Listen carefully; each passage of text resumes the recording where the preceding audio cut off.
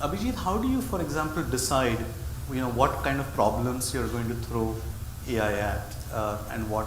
And so, if you had, some incremental money, how would you know which kind of problems you would allocate it to, and how do you take that decision as a leader?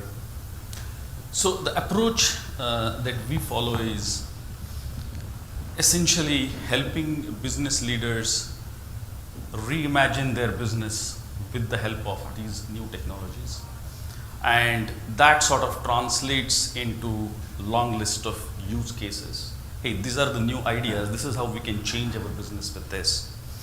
And then along with the business leaders, we prioritize along 3 dimensions. Number one, hey, what is the size of the prize for this use case? The second is, what's the feasibility? The feasibility has different dimensions. Number one, data feasibility. Hey, do we actually have the right data, the right amount of data, the right quality of data? That's one. Second is algorithmic feasibility. Hey, is this the use case that is proven through machine learning, or are we trying this out for the first time? Third is the systems integration feasibility. What I mean is, hey, we want to do behavioral segmentation, but do we actually have the API pipelines running through so that we can decide, hey, the nudge to be given to this particular customer, and this customer is a morning customer or evening customer, and should it be called Mr. Alfonso or Hey Buddy, right? For that we need to have the API pipelines ready so that we can take that decision.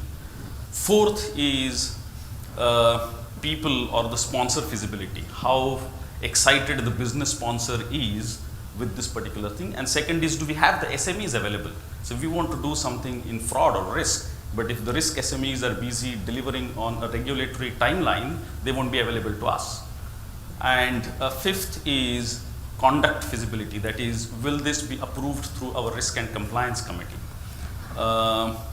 If this comes in tomorrow's Daily Mail, will we feel embarrassed? So going through these feasibility metrics. And the third criteria is, will this create impact in this year, in 2019, for example? So a mix of this sort of helps us decide, then prioritize, and create a portfolio. So the mindset that we follow is more of a venture capitalist mindset. That is, hey, these are the ideas that we are prioritizing.